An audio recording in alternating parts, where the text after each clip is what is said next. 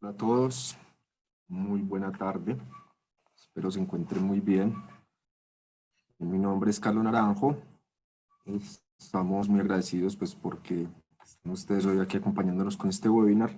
Hoy es nuestro webinar número 25, donde hablaremos un poco sobre qué es esto del carbon price en el precio del carbono y algunos conceptos básicos de lo que significa.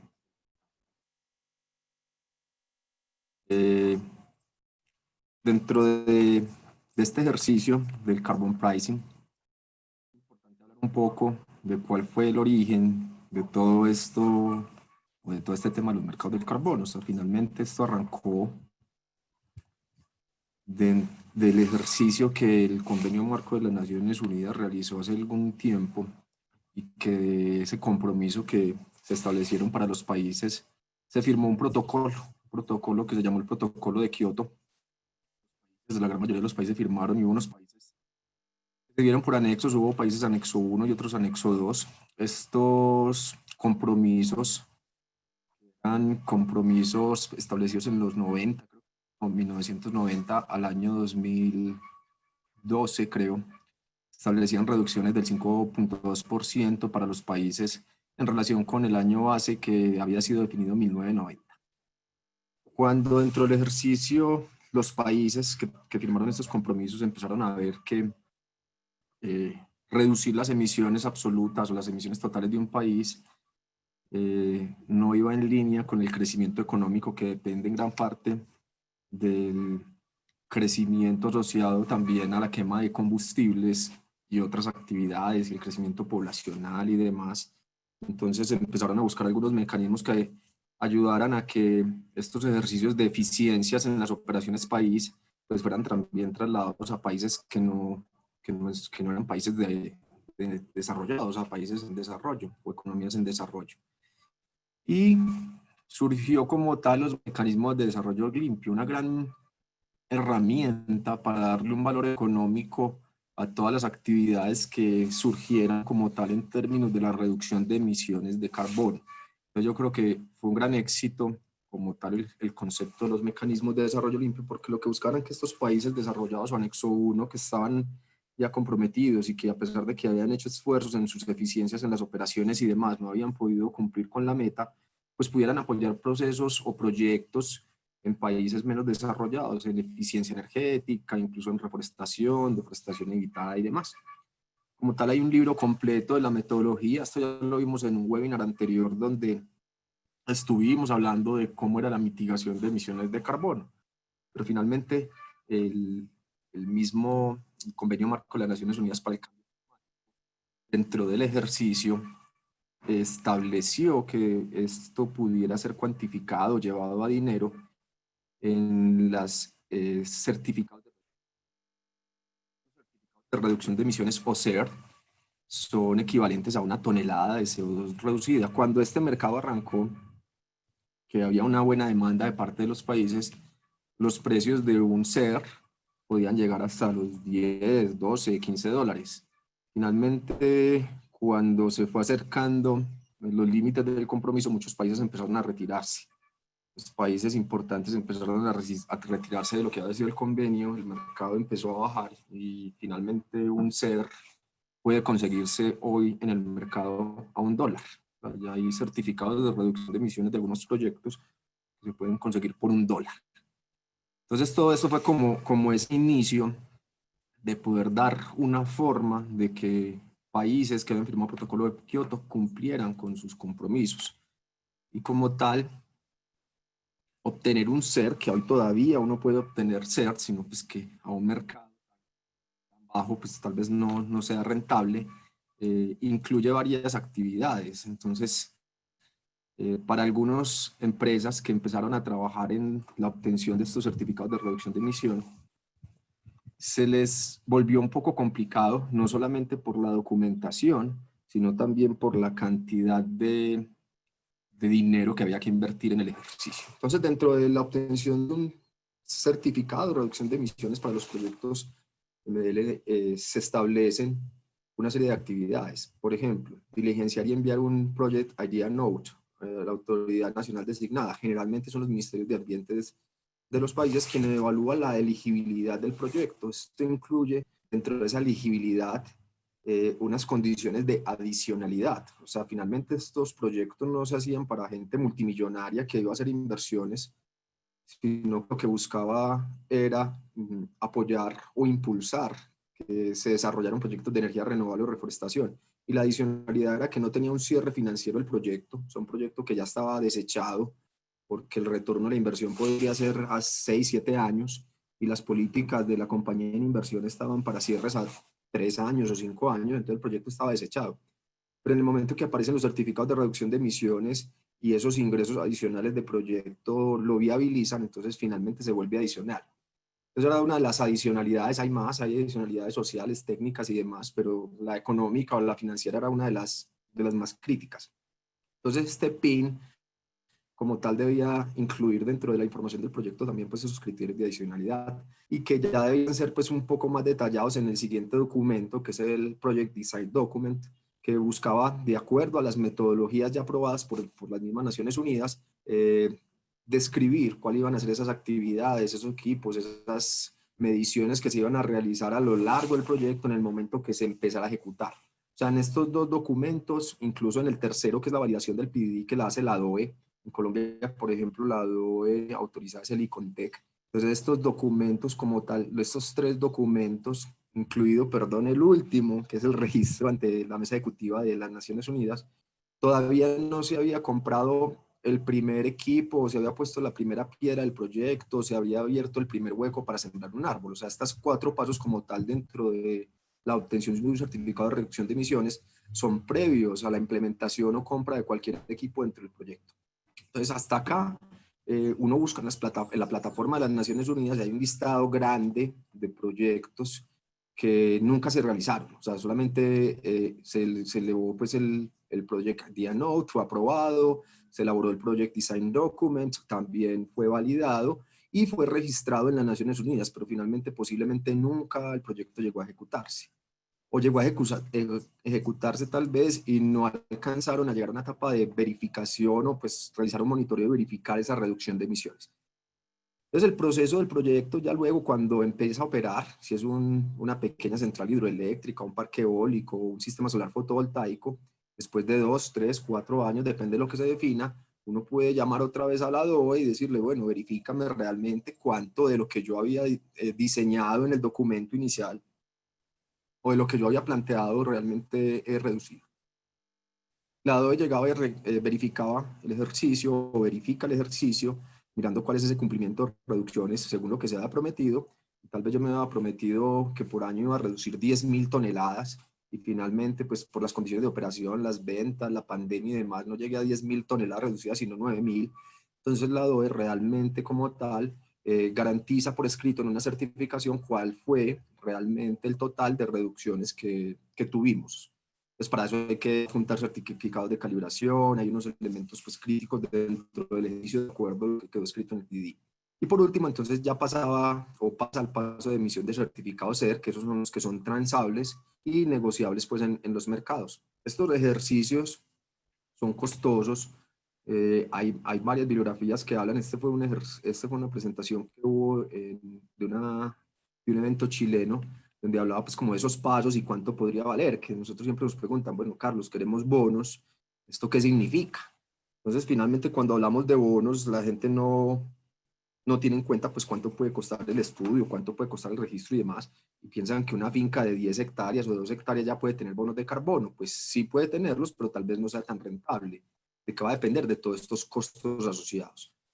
¿Quién hace un desarrollo de un PDD? Desarrolladores privados. Por ejemplo, nosotros en Gaia apoyamos a las empresas en el desarrollo de estos documentos. ¿Cuánto cuesta un estudio? Depende, eso es muy variable, pueden haber valores de 20.000, 30.000, 40.000 dólares, depende del tamaño del proyecto, depende de la data que se requiera y dependiendo de la cantidad de información que haya que gestionar, los modelos y demás. Este ejercicio del PDD todavía no se ha comprado. Miren, la rayita roja que yo les estoy mostrando acá es cuando apenas empieza a operar el proyecto, o sea, todavía no se ha comprado un solo equipo.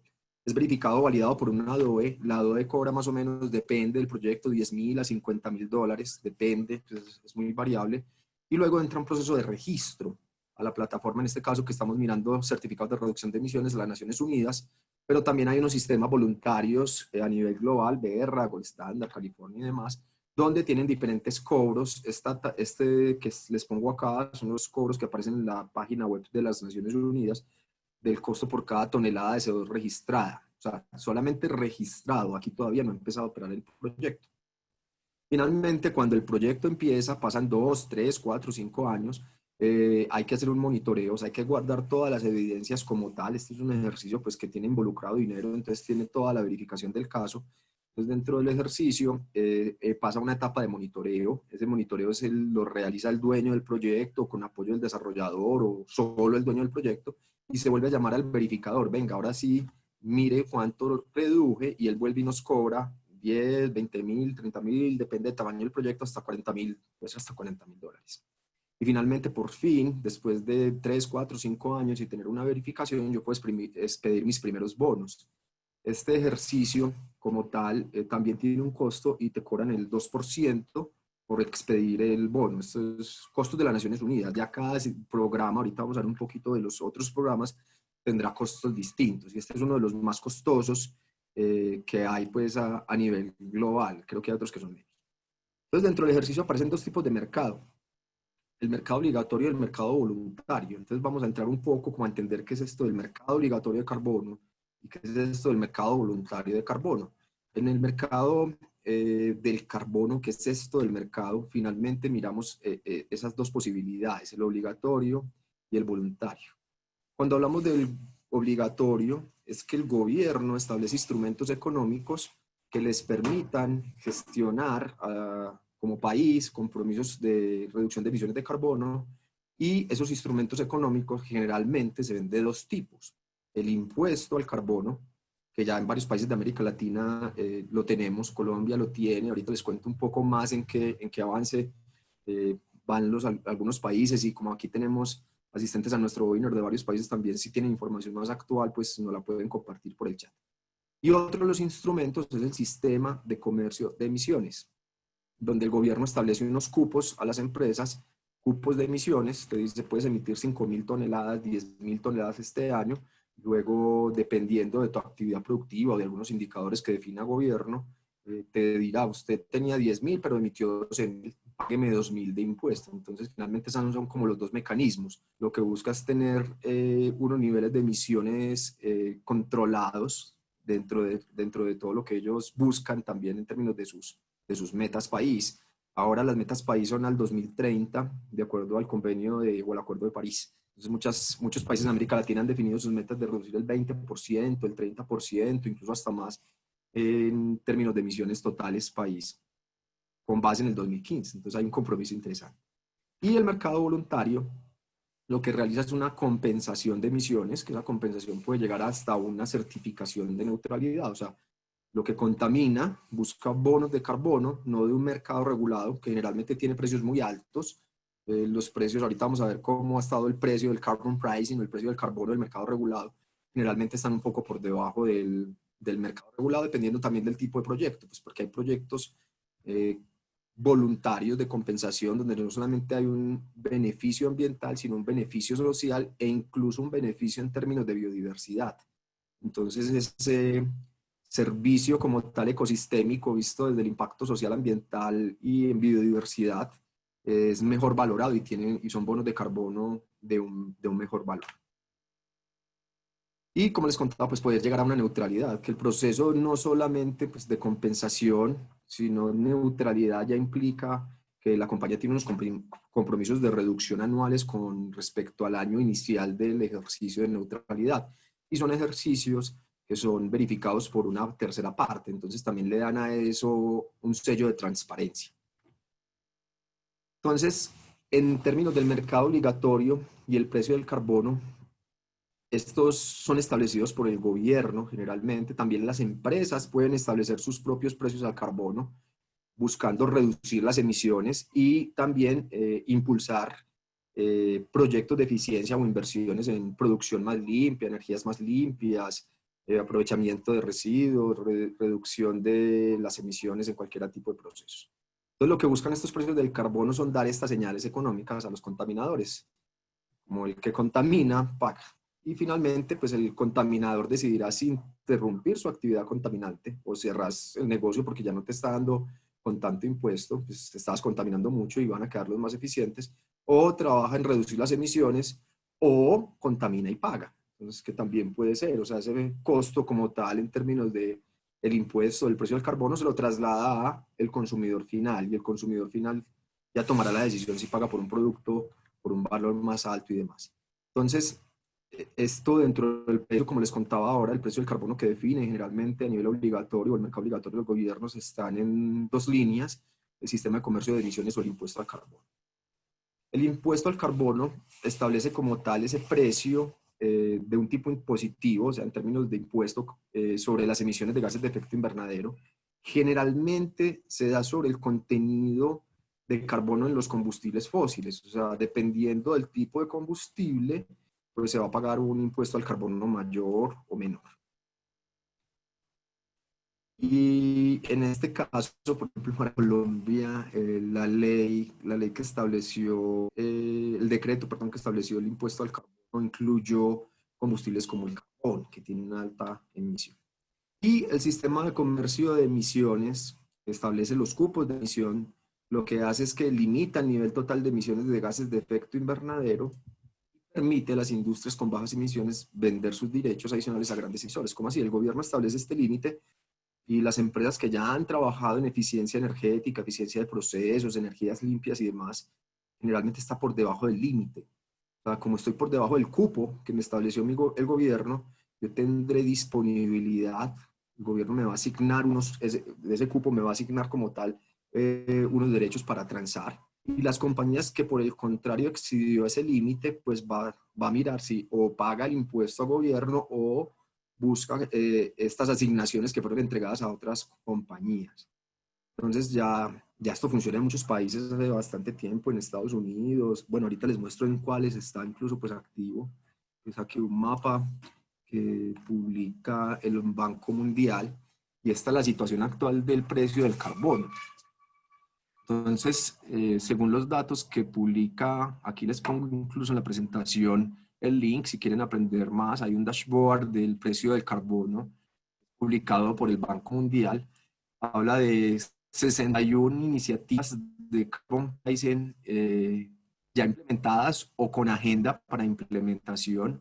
46 de esas iniciativas son a nivel nacional o de jurisdicción nacional. Miren que hay otras alrededor dice que son a nivel estatal, sobre todo se ve mucho en Estados Unidos. California es un estado que ha avanzado bastante en el ejercicio de carbon pricing y tema cupo de emisiones, y 32 a nivel subnacional o pues federal o departamental o estatal. En el 2020 las iniciativas lograron cubrir un total de 12 gigatoneladas, representando el 22.3% de las emisiones globales. Recuerden que las emisiones globales son alrededor de 50 gigatoneladas.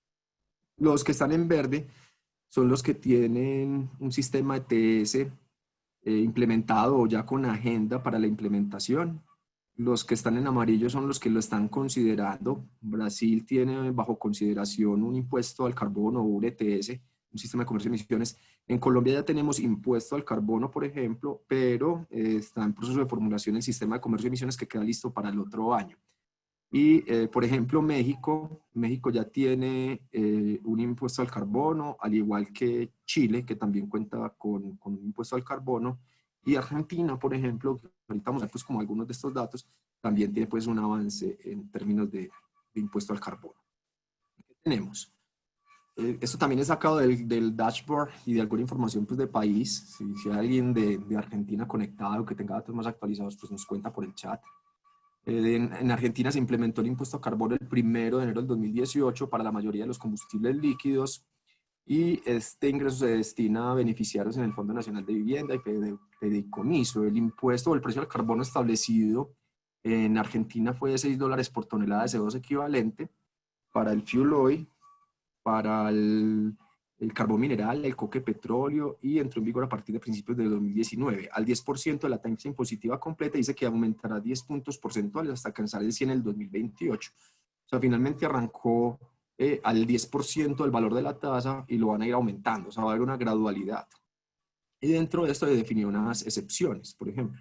el uso de combustible en determinados sectores y o para determinados fines está exento sobre el impuesto, por ejemplo, la aviación y el transporte marítimo internacional, la exportación de combustibles y el contenido de los biocombustibles, de los combustibles líquidos, y el uso de combustibles fósiles como materias primas para procesos químicos. O sea, finalmente, cuando tiene mayor impacto es en la quema. Entonces, lo que han tratado, al menos en la legislación en Argentina y en Colombia, ha sido, pues venga, si estamos hablando de uso de combustible como materia prima, pues vamos a tener una consideración diferente. En Brasil, en la Política Nacional de Cambio Climático, que fue promulgada desde el 2009, tenía como objeto promover el desarrollo del mercado brasileño de reducción de emisiones. Y hasta hoy todavía está evaluando diferentes instrumentos de fijación de precios del carbono, incluido el sistema de comercio de emisiones. Entonces, en eso, el 23 de diciembre del 2019, o sea, hace unos meses, bueno, ya casi un año, el Ministerio de Economía de Brasil anunció avances en esas discusiones. Sin embargo, a nivel estatal también ha habido conversaciones. Por ejemplo, en Río de Janeiro está bajo consideración un sistema de comercio de emisiones, al igual que Sao Paulo, pero finalmente ya llevan muchos años, llevan desde el 2011 y todavía no arrancan. Entonces, sí, hay cierto temor. Chile, como tal, sí cuenta con impuesto al carbono. La ley marco de cambio climático estableció un objetivo de neutralidad para 2050. Colombia también tiene, por ejemplo, un objetivo de neutralidad para 2050. Hay un proyecto de ley que se encuentra en proceso legislativo en el Congreso desde enero de este año en temas de comercio de emisiones. Y en términos de impuesto, el impuesto ya existe desde hace varios años para instalaciones de capacidad térmica superior a 50 megavatios, o sea, plantas termoeléctricas, y desde febrero de este año el impuesto sobre el carbono se aplica a instalaciones que emitan más de 25.000 toneladas de CO2 o que liberen más de 100 toneladas de partículas al aire. O sea, no solamente fue un impuesto asociado a la contaminación por cambio climático, sino que además este impuesto incluyó un impuesto asociado a las emisiones de partículas. El costo como tal del impuesto es de $5 por tonelada de CO2. Y Colombia, el impuesto al carbono establecido en la ley 1819 del 2017 es establecido para los combustibles fósiles líquidos y gaseosos con algunas exenciones. El combustible de gas natural exento es el que está utilizado en petroquímica y refinerías. Los combustibles fósiles que sean certificados como neutrales, o sea, hay una no causación del impuesto para cuando hay una neutralidad o una compensación. Esto es un ejercicio que se hace mensual. Y no es necesario pagar impuestos sobre la renta por costos incurridos como el resultado del impuesto. O sea, eso se puede deducir de renta. El precio del impuesto es de $5 por tonelada, más o menos, están en pesos colombianos 17.000 algo. Y el sistema de comercio de emisiones, en este sentido, Colombia viene trabajando con Alianza del Pacífico en una iniciativa que se llama el precio del carbono en las Américas. Y acá la ley 1931 del 27 de julio del 2018, que aprobó la ley de cambio climático, le permitió al gobierno establecer ese régimen de comercio de emisiones, que debe estar listo para el 27 de julio del 2021. En la norma habla de 3 años pues para tenerlo establecido. Y ya hay varias consultorías que han hecho a nivel de gobierno para poder definir cuánto o cómo va a funcionar este sistema de comercio de emisiones y cómo se van a establecer los cupos para las empresas. Finalmente, ya pasando este es el mercado obligatorio, o sea, finalmente nos tocará pagar por contaminar y eso tal vez será cargado al valor de nuestros productos o los productos que consumimos. Entramos ya al mercado voluntario, o sea, finalmente cuando yo quiero hacer un ejercicio más de responsabilidad social empresarial o a nivel reputacional, pues para que mis consumidores, hoy demandando productos de más bajo impacto ambiental o que realmente tengan un impacto positivo sobre el planeta, pues podamos incluirlo. Entonces, dentro del mercado voluntario, se habla de que los mercados voluntarios son transacciones colectivas de créditos de carbono utilizadas por entidades no estatales para alcanzar objetivos climáticos voluntarios. Dentro del ejercicio voluntario, las compañías pueden trabajar en muchas líneas: proyectos hidroeléctricos, reforestación y forestación, manipulación y eliminación de residuos, todo lo que tiene que ver, por ejemplo, con reincorporación de material o residuos a proceso, el vidrio, el plástico, los metales. Significa evitar el uso de materia prima virgen, entonces eso tiene un ahorro energético y de emisiones. la reducción de gas nitroso en algunas plantas, la sustitución de combustibles fósiles por combustibles limpios, el transporte público colectivo como los sistemas BRT, que en América Latina hay varios, por ejemplo, Transmilenio en Bogotá tiene certificados de carbono, incluso creo que son CER, y finalmente es eso, o sea, están mejorando la eficiencia en términos de emisiones. La eficiencia energética a nivel industrial, la energía a partir de biogás, que también hay bastantes procesos, sobre todo aquí hubo un proyecto de sombrillo para palma de aceite incluso. Entonces, también dentro de esto, la energía solar fotovoltaica, la eficiencia de hogares, por ejemplo, estufas eficientes. Acá en Colombia incluso hay proyectos, y en el África hay varios proyectos, en sureste asiático hay proyectos eficientes, agricultura, eólica y energía a partir de biomasa. Hay muchas opciones en el mercado voluntario, igual pues que en el mercado regulado. Y dentro de esto hay varios términos importantes que siempre causan como a nivel de comunicación, sobre todo cuando estamos hablando a un presidente de una compañía, un gerente que está más metido en temas financieros y estratégicos, tal vez hablar de estos temas de compensación o mercado voluntario traen a veces como, bueno, ¿y qué significa? Cuando hablamos de todo este mercado voluntario no puede llegar a ser carbono cero. Cuando yo digo vamos a hacer una compañía carbono cero, lo que va a hacer es que vamos a trabajar en eliminar el uso de combustibles fósiles y otras fuentes de emisión de gases de efecto invernadero. Hasta ahí no hay comprado un bono. O sea, vamos a hacer un trabajo interno de eficiencia energética o de eficiencia en operaciones para no emitir gases de efecto invernadero. Y ahí yo podría hablar de compañías carbono cero. Por ejemplo, Unilever se ha comprometido a ser una compañía carbono positivo. O sea, ya vamos a hablar. Hace 2 o 3 años hablan de carbono cero, ya hoy en día van más allá, carbono positivo. Hay compañías que pueden hablar de ser carbono compensado. Entonces, en este ejercicio sí, tengo una emisión como tal, ya trabajé en mitigar, tengo una emisión y lo que voy a hacer es a buscar proyectos en los que yo pueda apoyar a partir de la compra de estos bonos voluntarios. De estos proyectos o compra de estos créditos de carbono voluntarios, finalmente en un ejercicio donde yo llego, calculo mi inventario de gases de efecto invernadero y busco bonos para compensar, lo hablamos de que es un ejercicio de compensación, diferente de un ejercicio de carbono neutralidad. Cuando hablamos de un ejercicio de carbono neutralidad, como tal hace parte de algunos programas. En Estados Unidos es muy famoso de Carbon Neutral Protocol, en Inglaterra y en Europa se habla más de la Paz 2060, entonces hay varios programas donde este programa como tal establece por un horizonte de tiempo, generalmente 3 años, se establecen como tal un ejercicio de la compañía donde primero tenga que calcular su huella, ese ejercicio es verificado, luego se trabaja en reducir su huella y luego en compensarla. Finalmente hay que reducir su huella, o sea, es la diferencia que tiene un ejercicio de neutralidad donde hay una transparencia, hay un ente que te está verificando todo el ejercicio y te obliga a reducir la huella.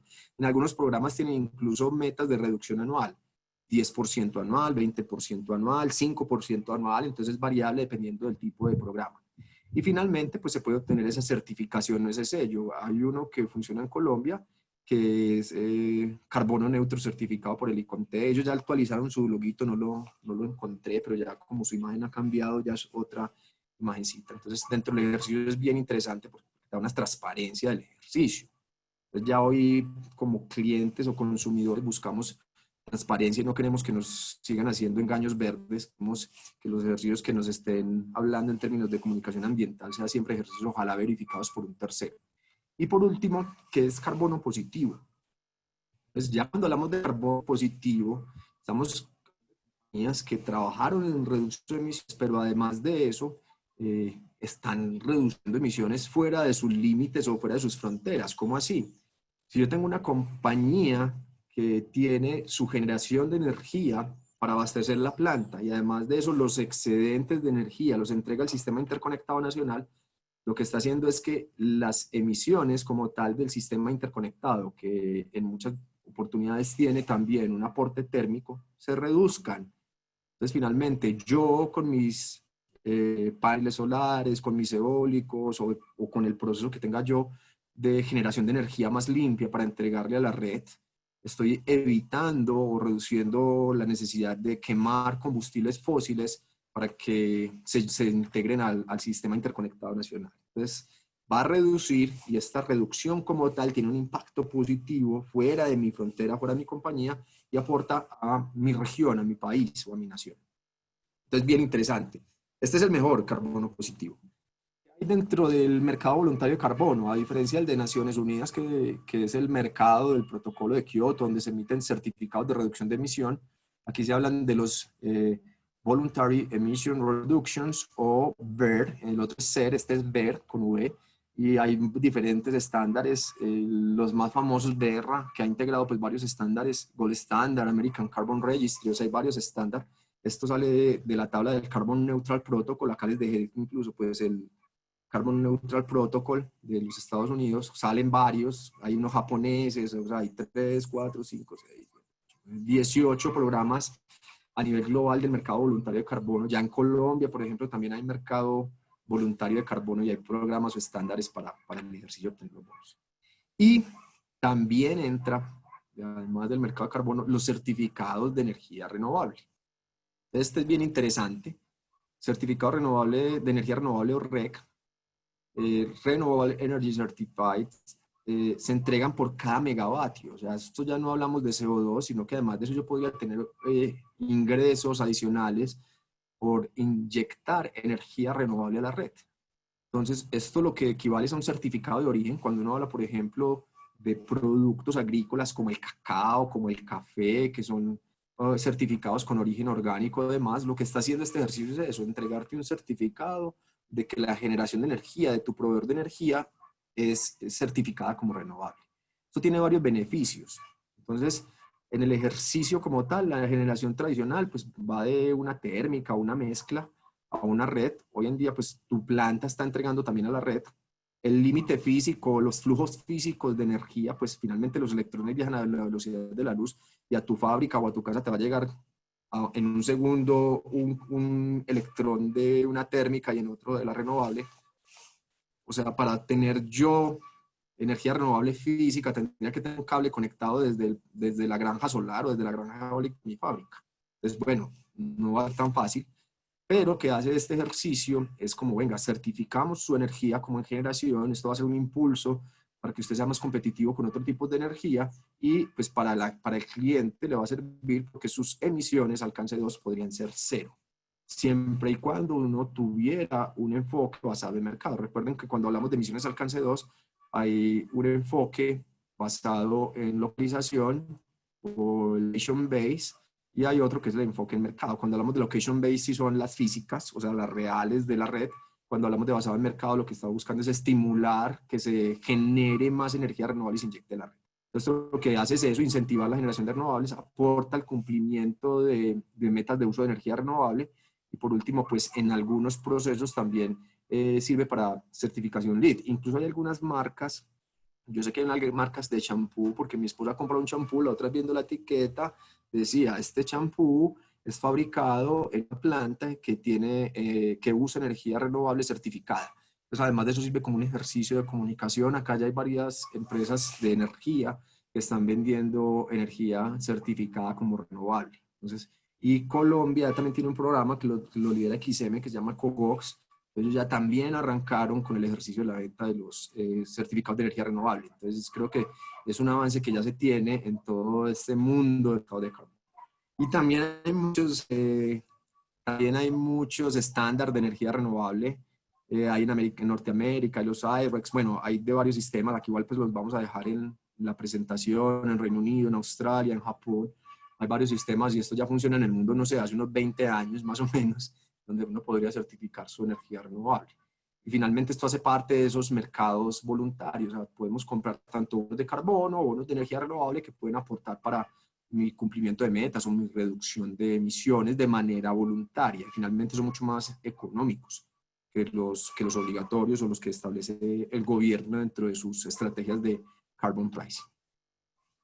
Muy bien, este era como nuestro webinar de carbon pricing y todos estos conceptos básicos del mercado de carbono.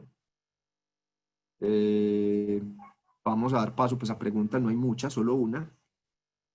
¿Influye o qué desventajas tiene el SCE y medidas de compensación? No sé qué es SCE, Andrea, qué pena mi ignorancia. Si me puedes escribir qué es SCE, tal vez.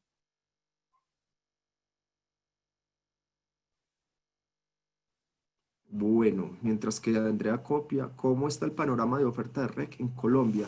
Adriana, buena pregunta. El programa apenas está empezando, incluso hace unos días hubo una conferencia muy interesante en Ecobox, pero yo creo que la plataforma ya hay oferta de RECs. Entiendo que el primer proyecto que ya tenía certificación era de Celsia, era un proyecto de Celsia acá en Colombia, entonces creo que ahí hay oportunidad. EPM también sé que lo tiene, no por Ecobox de XM, sino que tiene sus REC más por el programa iREC, que era este que mostré anteriormente. Entonces, por ahora yo creo que apenas es un mercado incipiente, pero con una oportunidad tremenda. Hugo Ayón pregunta, ¿cuál es el precio actual de los bonos de carbono voluntarios? Hugo, pues dependerá del proyecto. Como el precio al carbono depende del país, viste que están entre 5 y 6 dólares, generalmente los voluntarios están por debajo de ese precio. Entonces, si en Colombia, por ejemplo, el impuesto al carbono está en 17.000 pesos colombianos, tú puedes conseguir bonos voluntarios de un valor menor. O sea, los obligatorios o los que se hacen para cumplir la no exención, tal vez los consigas en 16.000, ¿sí? 16.000. Y voluntarios puedes conseguir en 15.000, 14.000. Ya dependerá de la negociación y del volumen. Si tú vas a comprar 10 o 20, pues ni siquiera te los van a vender. Pero si vas a comprar 1.000.000 de bonos, pues te van a dar un buen precio. Entonces yo creo que depende mucho la negociación. Tal vez si tú vas a negociar 1.000.000, tú le dices, bueno, yo no te lo voy a pagar a 15.000. Si tú vas a comprar 1.000.000, te ofrezco 11.000 y son 11.000 millones de pesos. Pues tal vez un proveedor no va a querer decir que no a 1.000.000 de bonos, a 11.000 millones. Tal vez su margen va a ser más poco, pero va a vender 1.000.000. Entonces va a depender mucho del volumen que compres. Marcela Uribe dice, SEC, Sistema de Comercio de Emisiones. Ah, ok. ¿Qué influye las ventajas o desventajas tiene el sistema de comercio de emisiones y medidas de compensación? Bueno, a la pregunta que hacía Andrea Jiménez es la desventaja que tiene para las compañías en lo que registran. Si ustedes se meten en el dashboard del Banco Mundial, el sistema de comercio de emisiones, cuando se empieza a establecer, tiene un repunte porque las empresas no están preparadas. Entonces te colocan el cupo, la empresa no está preparada y tiene un repunte. Y yo he visto valores que alcanzan hasta los 25 o 30 dólares. Si ustedes miran en el dashboard, aparecen países donde una tonelada de carbono ya vale 30 dólares. Entonces, es una desventaja tremenda no estar preparado. Entonces, yo creo que a hoy las compañías que ya están trabajando en eficiencia y demás, y tal vez el gobierno empezó a pedir datos y pasó, no sé, en Colombia pasó con la norma de vertimientos, empezaron a decir, tráigame el monitoreo, muéstrame sus datos y demás. El que envió la información, pues pudieron establecer unas tablas por sector. El que no, pues le tocó cumplir con todos los vertimientos del sector. Igual yo creo que va a pasar acá. Cuando el gobierno establezca muy bien esa metodología, uno tiene que estar muy preparado, si no, preparémonos para valores altos de este sistema de comercio de emisiones. Ligia pregunta, ¿hay algún factor diferencial para los bonos de restauración de bosques de ecosistemas estratégicos? Ligia, pues en términos de carbono como tal, si tú lo vas a transar solamente por lo que tiene como bono de carbono, pues tal vez no. Si tú buscas estándares que además de eso apliquen a biodiversidad o impacto social, pues van a tener un valor mayor o incluso, por ejemplo, a la protección del agua. Es depende del cliente que quieres llegar. O sea, si el cliente al que quieres llegar quiere hacer un video, ir a la comunidad, mostrar que como es un policultivo de un ecosistema de restauración tremendo con nativos y demás, pues va a ser otro enfoque, pero finalmente esos bosques de restauración o bosques con nativos no generan tanta fijación y si la empresa lo que busca es cumplir con mostrar que contaminó y compensó, pues no. Va a depender mucho del propósito de tu cliente. Y los valores pueden ser muy buenos, ese bono, pues mientras que los bonos normales están entre 5 y 6 dólares, esos bonos se pueden vender a 10 o más, ¿cierto? Porque va a tener ese plus agregado. Andrea Jiménez, ¿por qué al tener un sistema de comercio de emisiones el Estado pone un piso y un techo de los valores que serán mucho más económico de lo que cuesta realizar un proceso de compensación? ¿No estoy equivocada? No, lo que pasa es que el gobierno pone un techo tiene un techo de emisión, no del precio del carbono. Él dice, usted como compañía tiene que emitir tanto. Y lo que ya empieza es un juego de oferta y demanda. Ahí la lucha es esa, o sea, si realmente hay mucha oferta, o sea, si las empresas fueron muy eficientes, va a haber mucha oferta de estos certificados. Pero si las empresas fueron muy contaminantes, va a haber mucha demanda, entonces va a crecer el precio. Entonces yo creo que es un juego tremendo en lo que uno lee, lo que ha pasado en países europeos, por ejemplo, el juego es que finalmente las compañías apuestan a eficiencias energéticas y demás, y esas inversiones que no se querían hacer en un principio y que la veían muy lejos y demás, buscan la forma de financiarse porque porque el impuesto se te lo va a llevar. Entonces yo creo que va a generar una dinámica muy interesante en los países en la América Latina, pues, que ya se viene empezando como les mostré. Pedro Galindo dice, la metodología del protocolo para la estimación nacional de biomasa y carbono en Colombia aplica para hacer los cálculos del carbono capturado o hay alguna metodología definida para eso. Acá en Colombia sé que el ICONTEC tiene un protocolo, ya te digo, Pedro, qué norma es. En estos días incluso lo pregunté, que puede servirte, pues porque sé que lo utiliza Banco 2, es la NTC 6208. Entonces yo creo que con esa metodología tú puedes hacer esa estimación de la biomasa para hacer esos cálculos del carbono. NTC 6208. Ligia, ¿sabes cómo se calculó el precio del bono en Colombia? A mí no me da ese precio en el proyecto de restauración de Panamá. Ah, bueno. ¿Cómo se calculó el precio del bono en Colombia? Sí, eso fue todo un ejercicio donde hubo varias consultorías, hubo varias discusiones, pero finalmente es que los $5 por tonelada yo creo que ha sido un promedio del precio del bono en muchos países. O sea, así estaba en México y estaba en Chile y después arrancó el de Colombia. O sea, finalmente uno también mira a sus vecinos, cómo está Europa, cómo están los demás, y casi todas partes del mundo que ya llevan 15 o 20 años siempre era $5. Entonces, no sé pues como el nivel de detalle, porque sé que tuvo varios estudios de universidades, compañías consultoras en instrumentos económicos y demás, pero pues me imagino que también se mueve en relación a lo que ha funcionado en otros países que ya tienen un recorrido. Carlos Bustamante, buenas tardes. ¿Qué precio por tonelada de carbono podría tener en cuenta para calcular externalidades? No, ni idea. Finalmente, un ejercicio, Carlos, de externalidades, yo creo que es un poco más profundo. Yo te diría, pues $5, que es el valor del impuesto, ¿cierto? O sea, como para un inicial. Pero cuando uno habla de externalidades, ya incluye unos impactos económicos, en salud, impactos, o sea, son muchas variables como para poder uno arriesgarse a decir, pongámosle tanto, no. Yo sé que hay varios ejercicios de cálculo de la creación de valor. Yo sé que, por ejemplo, KPMG tiene uno, Deloitte tiene otro, Ernst Young tiene otro, cada uno tiene, no sé si los tres convergen a un mismo valor, no lo sabría porque no conozco el detalle interno de las metodologías, pero un inicial, o sea, fijo un inicial por lo menos en términos de valor, podría ser esos $5. Lo que pasa es que puede ser más el daño en biodiversidad, el daño en salud, el daño en pérdidas de suelo, pues pueden ser muchos los daños, entonces las externalidades negativas puede incluso para mí ser mayor de los $5. Jamie Acosta pregunta, como experto en sostenibilidad, ¿qué le recomendarías a una empresa? ¿Carbono cero, carbono positivo o compensado? Jamie, positivo, ese es el deber ser, o sea, finalmente si en algún momento, además de que mi compañía se autoabastezca, o sea, ya no dependo de la red, que a eso es lo que va a las estrategias de Smart Grids. Por ejemplo, en Colombia, en otros países lo que buscan es que tengamos generación distribuida y así disminuir o aplanar la curva de la demanda. Entonces, creo que allá vamos en algún momento.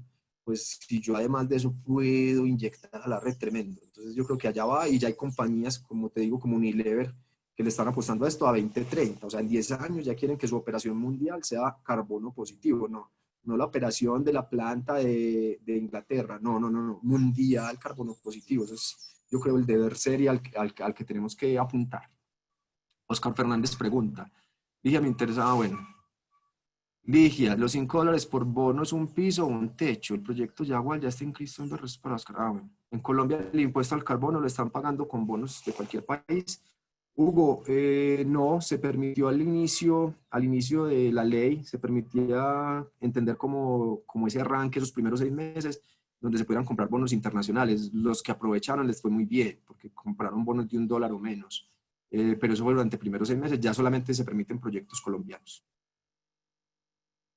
Andrea pregunta, ¿podemos hablar un poco de la aplicación de los criterios de adicionalidad? Pues eso es tema de otro webinar, son muchos, no me daría pues acá para explicarle, hay varios criterios. Finalmente el que les conté, el financiero, para certificados de reducción de emisiones, yo creo que es el más importante o el más difícil de cumplir, o sea que tu proyecto no se haría porque no tiene el cierre financiero y que el ingreso de estos bonos, pues que además de eso pueden tener unos costos de verificación auditoría altos, pues no haría.